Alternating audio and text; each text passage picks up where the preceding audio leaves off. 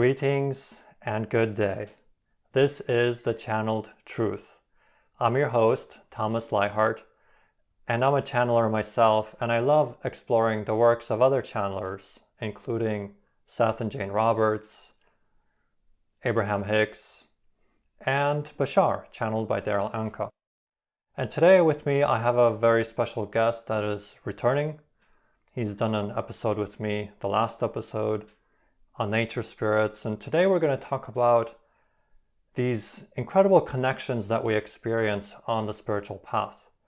Sometimes these are spiritual connections with extra-dimensional entities, extraterrestrial entities and whatnot, guides and so on.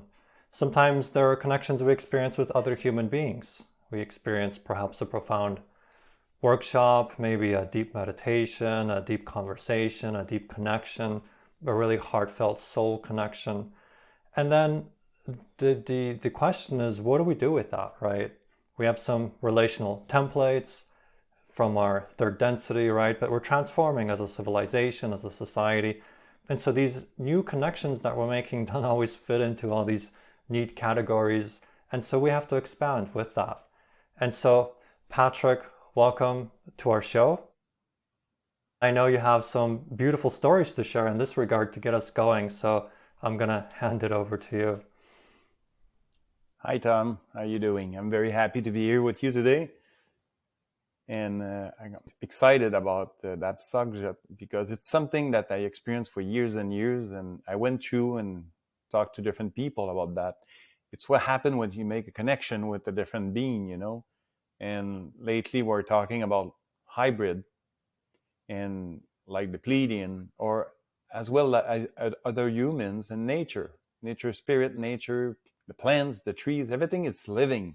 Basically, everything it's a human being or a living thing. It's basically what I like to share today. It's this: is when you start to be more telepathy, you have a high frequencies kicking in, and you kind of bypass your filter, and the connection is very direct and very pure. And sometimes it's so intense at the beginning that you don't really understand what happened. And the story I want to share here, it's when I start to connect with the hybrid, called the name Raven. It's a woman. And when I start to connect with her in the dream, it was a very high frequency. And she came in the day to see me many times. And the energy kicked in so high. At first, it was looking at kind of sexual energy exchange. And many times she kind of say to me, okay, you just have to wait a little bit and get used to it and understand it doesn't mean it will be a sexual relationship. But just because she live in a different frequency, it kind of triggered my frequency higher. And at first, it was hard to understand.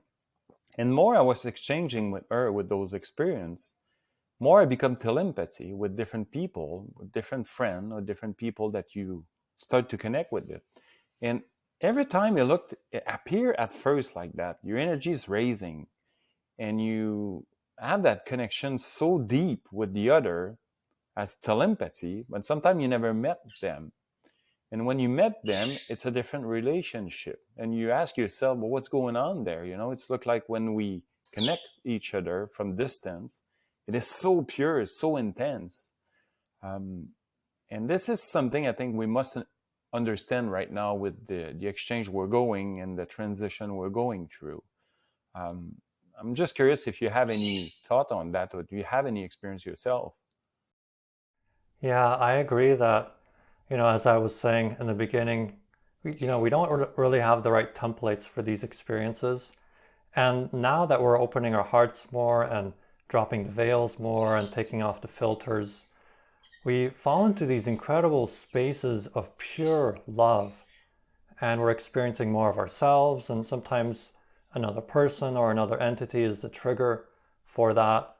And in the old consciousness, we're starved for love, right? We want to capture it. We want to hold on to it. We want to build a relationship in the sense of like, well, I want to experience that again and again, and you're the trigger. Therefore, I need you close to me. Therefore, like, let's build something, right? But that's based on anxiety, right? And based on attempting to control something from the physical mind, which isn't really designed to know how something is meant to play out.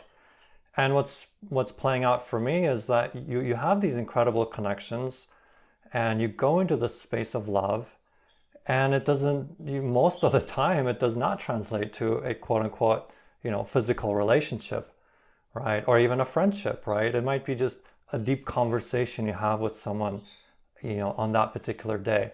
It might be a profound, meditational or workshop experience where you go into that deep space of love, and you go, it's transcendent, right?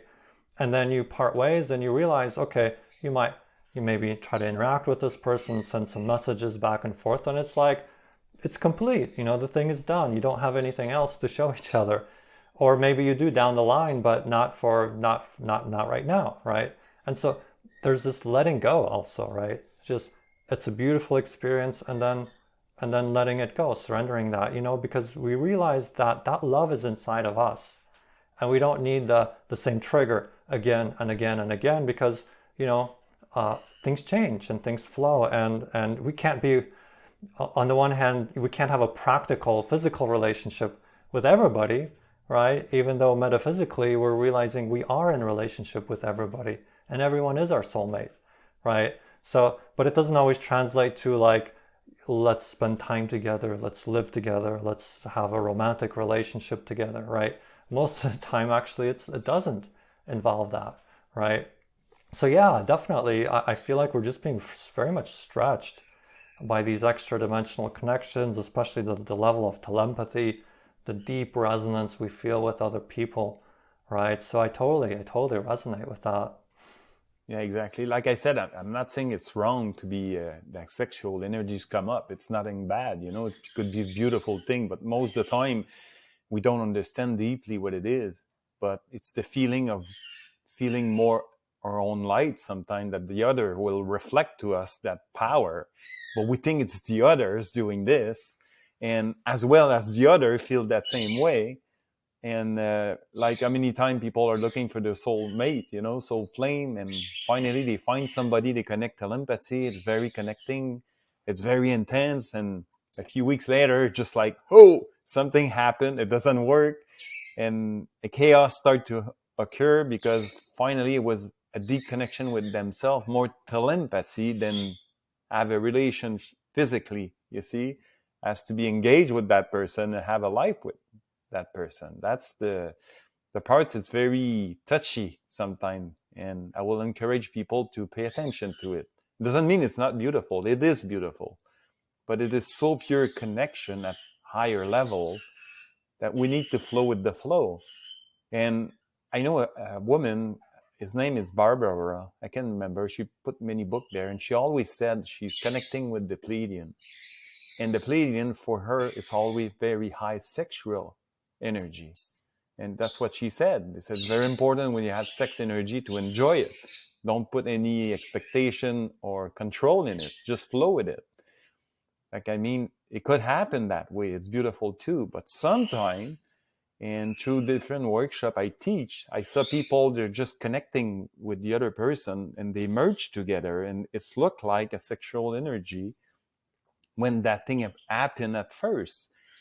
And they told me many times, yes, it looked like that. It looked like we make love and we become one being.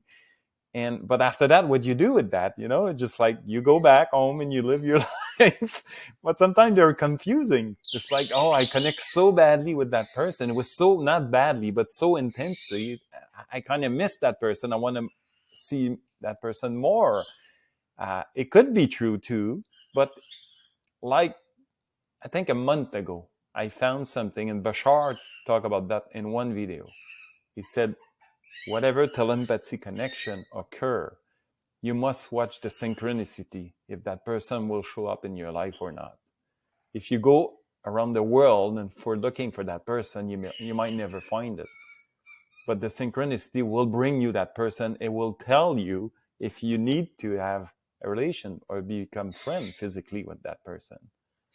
Yeah, And that was very interesting when I heard that. I totally agree with that, right? You have to just, it's like the old expression, keep your finger on the pulse. And instead of trying to make things happen in certain ways because we think we need this trigger, this person, this experience to continue to flow in a state of love, there's a quality of surrender that goes into it, where you're really listening, like what is the nature of this relationship? What is its purpose? Is it here to reveal to me just in this moment something I need to look at in myself, or to reveal to me that there is a greater capacity of love and expansion? Or is this something that's going to start to translate into a physical, a relationship, right? As we classically say, a romantic relationship, right? With continuity built into it, right? And it's just that finger on the pulse and being open, being curious versus just immediately just trying to like grasp it and force it into a container. It wasn't designed to be forced in, right? We have that expression, fitting a square peg in a round hole, right? Certain connections, they materialize and you have a deep, profound soul connection, but it's just in that moment, right? And then if you try to grasp it and say like, oh no, you're my soulmate, right? Oh, this means XYZ is going to happen, right? And now you're trying to fit it into a different container and it's not even designed for that, right? So it's just surrendering all that, like it has to be a certain way, it has to be that way, oh, it has to mean, all those meanings and definitions. Actually just listening, right? What does this relationship want to be? What does it want to reveal to me, to the other person, right? And just being in that flow instead of rigidizing it and forcing it into, oh, it has to be a certain way. And now, okay, now, I need this person to feel connected. And now I need to see this person, every Wednesday and every Friday. And oh, now we need to live together, right? It's like we create this, it's like we're trying to control it with the physical mind instead of just let the relationship reveal to you what it needs to be, right? So Exactly. No, exactly. And I think it's something we need to understand more and more if we become more tel-empathy as a society. And when we say unconditional love, it's without condition. It's just with the flow. And that connection can trigger control. You want to control it. You want more. And this is the way to be human sometimes. But it's a big step. It's a big step right there. But you can be, like how many times I have a connection with nature as telepathy with nature itself. And it's beautiful, but you don't try to control nature as you will try to deal with another human. This is the fascinating part of it. Yeah, so it's that desire to control it, grasp it, and that comes from anxiety, right? And so just being really honest self-examination, am I wanting to create a relationship here because I'm anxious and I feel like there's not enough love to go around and therefore I need to capture this situation, this person, this condition, and concretize it because I'm anxious, right? That's a whole different ballgame than I'm falling into the space of love and we have this beautiful connection and it's just naturally we flow into spending more time together and then naturally we flow into co-creating a relationship with continuity, right? Very different experience. One comes from anxiety, one comes from excitement and passion, right? Exactly. It's a big difference. I have an example. I've talked to a few people and they were honest with me because I asked many people about that. How do you feel when you have telepathy with some other? And they said it's become intense and they always ask that question. Oh, it's so intense. I need to be closer to that person. But one of them said, I went to the other person. I said, I'm thinking about you all the time. And the other person said, I'm thinking about you all the time too.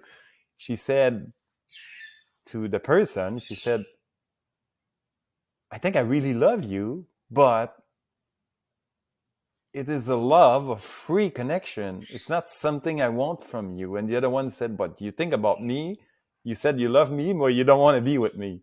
I said, what is the point of it, you see? Well, I said, it's something more than that pure connection. And some are okay with that, and some have a hard time just to keep connecting with the other because, but finally you said you love me, but you don't want to be with me. But this is where, again, it's touchy, you see? Whereas no condition, it's the flow. And it's almost like we need to be really, really honest in our communication and really listen to ourselves, first of all, and then listen to the other person, what they are reporting and experiencing, and just to really let go of those containers, right? And yes, sometimes that means you have a life partnership. Sometimes it just means you're in this moment, experiencing this moment in time and space, right? Resonating together, soul to soul, heart to heart. Doesn't necessarily always mean it's you're going to do that next weekend, right?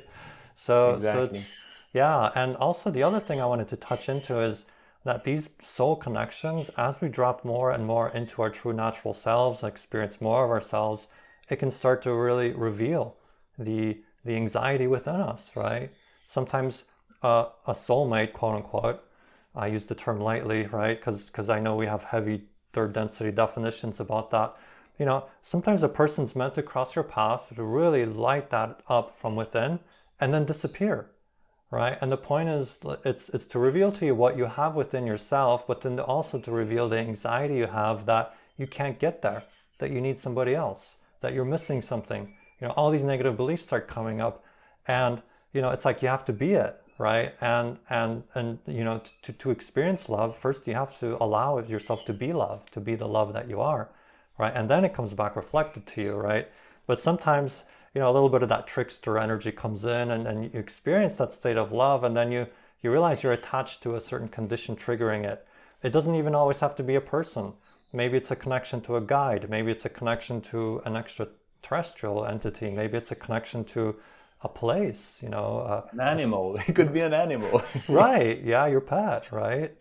Yeah. Or even a No, I wild think animal, it's yeah. something we need to talk more, and we really need to understand that, because I think the four density, it's really open up. You have to open up. You don't hide anything, and that's very important to start to understand those things. Yeah, I feel like we're moving into a tel-empathic society. All the things that we think we can hide in the closet and the attic and the basement, all that stuff's coming to the surface for ourselves, first of all, but it's also people can see through things now, right? It's not what it used to be in third density where everyone's just kind of holed up in their very individual, compartmentalized, fragmented experience. Things are starting to open up, and yes, we want that heart connection, but it also freaks us out, right? Because now it's like other people are going to see into my life and see into my closet and just see the skeletons there, as we say, and just like, oh my God, they're going to reject me, and oh my God, So first is loving yourself. The first relationship you have is loving yourself. And you love yourself when you're in relationship. You love yourself when you're out of relationship. You love yourself when you're moving in relationship, and you love yourself when you're moving out of relationship, right? When you're sitting alone, when you're meditating with the tree, right? That profound state of I love myself, that's what we're learning. And then these It is. relationships, they come along to reflect that back to us, or lack It's really thereof. it's really about us, and I'm curious about the teaching you teaching the Qigong. How do you see that? Because you're moving your energy, you always balance your energy, but because it's look like we live in the reality that you're always looking outside of you to feed yourself. You all look to get something out of outside there, to get something to be happy, to feel better, but in the truth, it's like it's inside of us. It's nothing, because the outside is an illusion. Yeah, and it's those external conditions we latch onto, right, that we think will make us happy, right? Even the whole sexual union, it can come from a place of an ecstatic explosion of synchronous love, and it can also come from a place of I feel incomplete, but somehow when I have this act, oh, I feel a little bit more connected. I feel like I'm with someone, right? And then you go back into disconnection, and then the anxiety kicks in again, right? So even that is how you use it. And also creative energy, right? When you're really with it, no matter what the creative project, there's almost like a sexual quality to it, right? For lack of better words in our English Yeah. language to describe it. Really going deep into creativity, productivity in the sense of just creating something, and that energy flows through you, that can be quite sexual, right? So it's creative energy, right? And it's not always defining it, oh, I feel this energy, therefore, oh, it has to end up in a sex act, right? It's like, no, Oh no, it's so beautiful. yeah, you don't I have was to. asking. Sorry, Tom. I don't want to cut you down. I was asking younger people around 18 and 30, whatever. They have that very high energy drive, like you can call sex drive energy, whatever. And I talked to them. I said, what will happen if you use that energy in a creative way? but not just looking for a mate to have an exchange. And I said to them, I said, I'm not saying it's bad to do that. It's okay. It's beautiful when you're in love with somebody and both of you are agreeing with whatever you want to do with. But when those things kick in, because those young guys said it's always right to the roof, you know? And I said, if you use that energy to use it in your day in the creative mode, I said, we never think about that. Nobody told us to do that. And the school doesn't talk about that. But I said, I'm just curious if you use it that way, what's going to happen, you know, other than trig that I'm looking for a partner just because it's so high. And I mean, both partners can have the same sharing. Like I said, I'm not saying it's bad, you know, but they have so much energy into it. Yeah, and that's the thing you mentioned, Qigong, you know, it's learning to channel the energy in the most appropriate way, right? And like you said, of course, you know, the sex act, of course, is one of the experiences of being physical, right? But that doesn't mean that, oh, every time you get an inkling of that energy, it has to be expressed in that particular way, right? And so our culture is very limited in what we tell people is possible, right? Of course, it's changing, and that's why we're having this conversation in the first place. But we tend to kind of pigeonhole energy to be a certain thing, and you get an inkling of that urge or that sensation of creativity, and you have just one bucket you can pour it into, right? But no, you have other energy centers, you have other ways of channeling that energy into beauty, into creativity, into art, into, you know, producing something, you know, into sharing an experience that is very much exchanging energy, but it doesn't even have to be sexual, physically sexual, right? It's co-creative, right? Exactly. I know when I'm working on projects with other people, it can very much go into this really incredible dynamic of exchange of energy, and you know, it in some sense it seems a little sexual, I guess, or we just don't have the language to describe these deep states of creativity, right? Because it is two people, three people, a group creating and co-creating a bubble reality, a new experience, a new vision, a new product, a new art form, right? A workshop, right? And it's like you're in this space of love together, right? And what does that mean? I mean, the first thing I realized is of course it doesn't have to always translate into like, oh, it's going to be some sort of a sexual thing, right? And in our culture, the other limitation and taboo we have around is touch, right? Sometimes people think it creates life. It's a powerful one. You see, it's very powerful. But it's also like people sometimes I feel like they're limited and they think the only way they can get touch is through sex, right? And you know, there's other ways, right? There's different levels of body work and different levels of just, you know, putting your hand on someone's shoulder and saying, hey, you know, I'm here with you in tangible physical form. It doesn't always have to be only through the avenue of sex, right? Creativity has so many expressions. No, I think it's very fascinating, that information. And you know what, the Qigong you teach, I'm doing lots of mountain bike because I'm very a sport guy. And more I use that balance energy when I get tired to climb. And I just rebalance energy, use it in a positive way. And it really helped me to get more energy to do my stuff. But I realized many people said that they're waiting for their second breath. You know, it's like sometime, oh, my second breath is coming, I will keep going. But I realized you just become more in the moment that you never pedaled before. Like it's like brand new. Like you all have your energy to keep going to do what you want to do. And when you understand that concept, it's pretty fascinating. Yes. And I also wanted to bring in here that as you do raise your frequency, the lovemaking, the actual physical lovemaking, that also changes, right? It moves from like this, you know, goal-oriented experience to this co-creative falling into the space of love together experience where you're not just blending physical, you're blending the energy bodies and you're running energy in these beautiful ways and you're lighting up the energy centers together. And it's one of the most beautiful experiences of the physical realm because it is so energetic and so spiritual. And we're starting to understand that as a culture too, that sex itself has many mysteries and gateways and doorways into extra dimensions and multi-dimensions of ourselves and sharing that with another person. And that is incredibly beautiful, right? When you have the opportunity to experience that. But of course, physical life is such that, you know, maybe you're in a relationship and great, if the other person's on board, and there's other times you're in your life you're not in a relationship, right? And then that doesn't mean you can't experience that kind of an energy. It just might come through a different avenue, a different channel, right? Merging with nature, merging with other, through other forms of creativity, right? So there are so many avenues available to us to Oh my experience gosh, that. yes, yes. But I do believe that many people are coming more and more telepathy. Like I think it's a good thing to understand, that the concept, it's very beautiful, it's very powerful, and it's a pure connection with our spirit. You see, it's spirit to spirit. Yeah, heart to And I heart. think it's very something that maybe many people will understand what we're saying right now. Yes, and we're embarking into new territory, into new ground, right? And just being present and available to receive these downloads and these new insights, and being willing to adjust your life, how you physically ground your energy through physical action, being willing to do things differently, look at things differently, not apply the old filters. I know some people that get so hung up on this soulmate idea, right?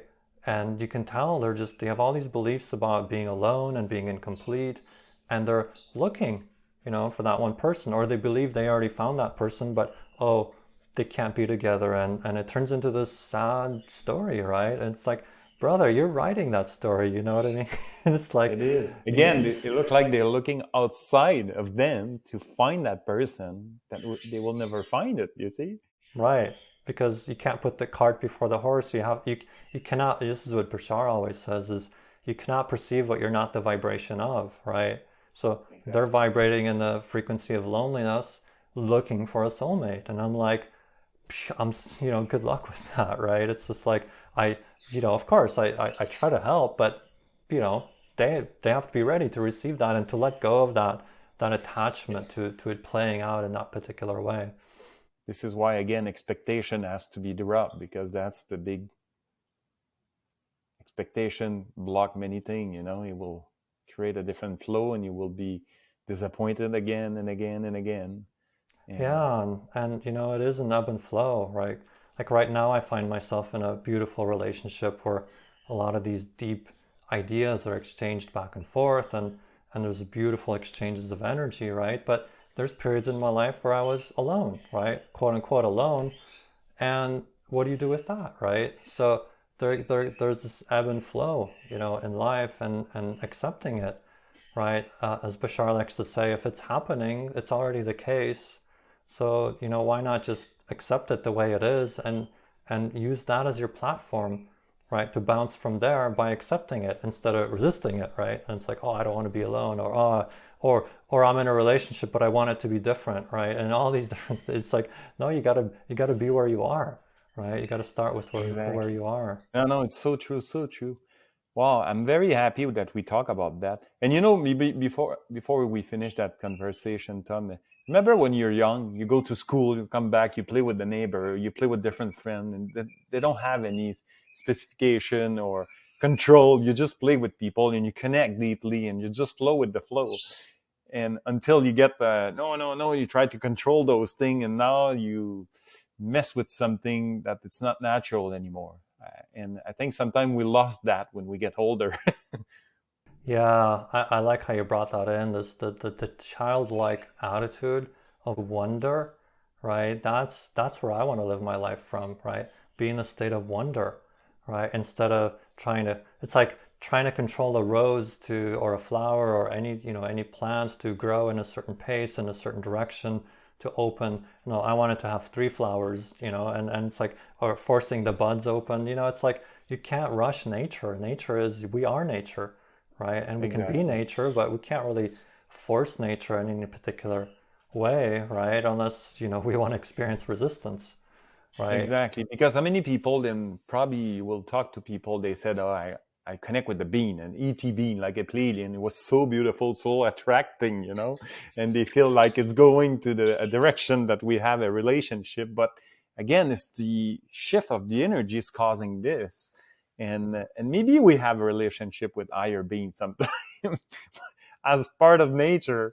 but most of the time it's the shift in energy. And I think this is what people understand more and more, because many people report, oh, I have that amazing sex exchange with the higher reptilian, and I came back, it's just like, wow, that really happened, or was it was a shift in energy, that you perceive that way? Yeah, and that of course that's a challenge, right? Is like, is it you're translating a spiritual experience into physical terms, and then you wake up with this experience of like, oh, it was a sex act, right? Or what does it even mean to blend energy, right, at a higher level when you're not even in a physical container, right, and you're blending energy centers and blending energy with another? Well, is that a sex act? I don't know. Yeah. Like, No, there's a no, lot of many things we don't story you can know, a hear. lot of mystery out there, right? Yeah, well, it could be intense, but it's beautiful. But I think something it's really important to understand that when you kick your frequency higher, it might perceive that way at first, but if you keep going and you're okay with that, and just go with the flow without expectation and try to control, you will connect deeply with yourself. Yeah, And and honest self-examination of like, am I starting to channel this energy through anxiety, right? And so I need to capture it with a certain act, to solidify it, or and a this is certain. where you believe will come out at the same time. You're gonna have to deal with. Yes. And also, like you said, those soulmates, sometimes they really reveal the deepest, darkest portions, right? So it can be beautiful when you meet, and then, a week later or a year later, it doesn't matter the time frame, right? Things just start really coming up, like intense negativity, because, well, when you're around more light and you're around more love, it starts to, that energy is going to go to the place where the healing needs to take place, right? It is so true. And everybody who will watch that video will agree with that. Some believer coming back and, oh, I don't like what you do that, but didn't matter 2 weeks ago because it was so intense. But now you have to, it's all the regular believers coming back you have to deal with. Yeah, it's like the issues of control start coming back in, and I need you to be a certain way so that I can be Yeah, happy. And you know what I mean? Or you feel the other person's putting demands on you, going in the other direction, and you're like, but wait a minute, like, you know what I mean? So where's the flow, right? So yeah, but that's part of the process. That's not an interruption. exactly. That's necessary for the healing. That stuff's coming up precisely so that it can be addressed and transformed, right? So that's a blessing too, right? It's not that it was a blessing and now it's gone to hell, right? It's like, no, the hell is self-generated, right? It's because that's what we have inside of us, and that's what we have to look at. Exactly. And they talk about many times, oh, you have the same thought at the same time with the lover Mm. because you're in that frequency state. Now it's flowing very beautiful until you drop back to your belief system. Now it's like a chaotic situation, and you will most of the time point the other. It's like you do something I don't like, but it's all about you again because you're in that looking for the belief system. You're right into it, you see? The third density tendency, it's a choice, but the tendency at third density, there just seems to be this unconscious momentum to it, right? Yeah. Is to blame the other person. Like, oh, I don't feel that love anymore, and it's because you didn't do something, you didn't show up, or you showed up in the way I didn't expect you to, blah blah blah, expectation, but it's ultimately you dropped your frequency, you made a choice. But now Exactly. third density is we blame the outside world, we blame the partner, right, or the other person, the co-creator, The and contrast, polarity, it's all right. into it. And then the key out of that is always to take that power back in and say, like, I created that choice. I shifted the frequency. I can shift into the frequency of love. And unconditional love, it does not require the partner to change in any specific way, right? And that's what unconditional love means. That's the way And you grow. You grow really quick when you start to do that. To be honest, again, to be honest, the way you see it and the way you feel it, yeah, and and just allowing the other person to be as they are, and you go into that frequency of love because it is a choice. And then all of a sudden, at that frequency, as Bashar says again, right, you cannot perceive what you're not the vibration of. All of a sudden, you start seeing your partner differently. You start being able to have a heart to heart conversation with them. You start realizing now you can bring in the space of love and they can join you, right? They don't have to, right? Because maybe they're really stuck in something, or maybe they're holding on to something, and that's their choice. We can't force anything. But now you have the most likelihood that they're going to come up to that and meet you there as well.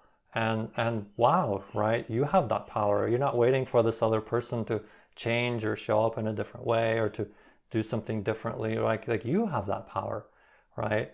And once you're in that frequency of love, well, unconditional love means you can allow them to be as they are. It even might mean the dissolution of the relationship, right?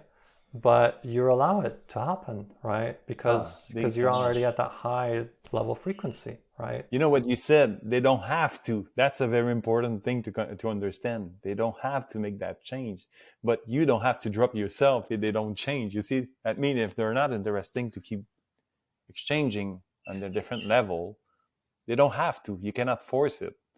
But some people will drop their energy just to keep matching the other one to not be alone, and that's something you don't do. You don't want to do. Oh, you just nailed that one. Like that is so that really does happen. People lower their frequency because it's like misery loves company, right? Exactly. I'd rather be miserable with you than go into the state of love because I might lose you at that. You know what I mean? It's That's a big one. That's you know? a big one you see many times, you know. Why you choose to go back? Why you choose to stay in that? Because you're not helping the other one anyway. But this is a big one. And I've had to, let go of, even my attachments and desires for other people's well-being by, watching people do this, right? Constantly lowering their frequency to be with a partner that's at a much more denser vibration. And it's just like, well, go for it, if that's what quote unquote makes you happy, right? And it's just, and that's another way, you see your friends do this, you see your colleagues do this, and it's just letting that go and loving them unconditionally, even if they keep choosing these choices that are not in alignment with themselves, right? Exactly. Again, is what that mean, love. What that mean? It's a natural state, like many said. And wow, I think it's a fascinating story that we talk about today. But I do believe they have many people, and they're going to those things. And like I said, we're become more telepathy. I think we need to start more understand about ourselves in that relationship. Yeah, and I'll close with, some experiences I've had. These spiritual experiences I have, they also come and go, ebb and flow, right? And there's times I'm connecting to other aspects of myself, whether you call it spirit guides or, extra dimensional energies. I sense it as aspects of my oversoul that are having other experiences, other focal points and other civilizations and whatnot. You make these beautiful connections, and at least I have, right? And then it's like it really opens up, and maybe it's there for a day, maybe it's for a week, a series of dreams and this and experiences, and you're like, oh my God, this is beautiful, right? And then comes the ebb, right? And it's like, oh, let me sit in meditation. And it's like I catch myself, oh, I'm going to meditate and reconnect to that. And oh, it's not there. Oh, it's not there. Oh. It's like I catch myself, and it's like, wait a minute. What? Like now it's time for me, if it's not happening, the trust that there's a reason why it's not happening, and usually it's so that I can just get on with living my life and drop and moving that frequency into action, into creative pursuits, and to make the to bring heaven down to earth, so to speak, right? So there's this ebb and flow instead of like, oh, I'm waiting for this connection to come back. That's very sad. You know what I mean? Instead of just like complex, we're so complex sometimes, and we create that. You see? Totally. And then it's like I realize, oh, it's just like time to roll my sleeves up, apply Bashar's formula of excitement and passion, and just do it. Just ground that energy, and then as I start flowing that energy, and then things open up again, right? So yeah, it is beautiful. It's a dance. It's totally a dance. It is a dance. It's beautiful. Another thing I want to say before we finish that video, that sometimes you might think about me and I said, oh, Tom, I think about you, and we have that connection. But the telepathy that will go higher than that, it's really a fusion with another one, that it's kind of start a story. And maybe we can do another video about Raven and me, the hybrid girl. that when we connect together, what happened? I start to see what she's doing, and she start to see what I'm doing here. We kind of split, you see? I become her and she become me. And that's something so intense and beautiful. But it took me a bit to get used to at first. It's like when you start experiencing life through another person's eyes, and they start experiencing life through your eyes.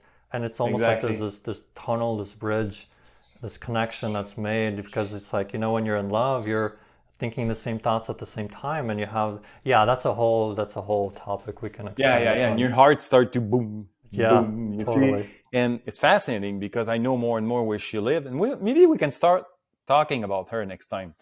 Really, the connection, because slowly she will come. She want me to talk about her. She want to come through me, but I'm getting used to that energy and connection. Yes, yeah. And we can definitely set up another episode for that, because that's going to be its own bubble, its own unpacking, right? But that's something I'm sure it's coming. You know, more people will connect with their counterpart or hybrid or different people, and they're gonna be able to see through them as they see through you. You see, and the connection and the immersion, it's fascinating. It's our whole understanding of personality and what it means to be a self is completely going to change. It is changing, right? Oh my gosh, yes. And this is why when Bashar said we're not ready, there's so many things that we need to understand, that because if it happened at once, we're gonna collapse. We're gonna just go crazy. Yeah. Because they will have too much thing to deal at once that we're not ready.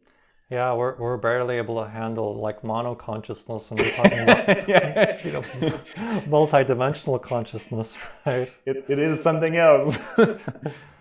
Well, Patrick, thanks so much for doing this episode. This is super exciting. I love talking about this stuff. But before we close, I want to ask if there's anything you want to mention, places people can find you, if they want to find out more about what you're up to, what you're doing.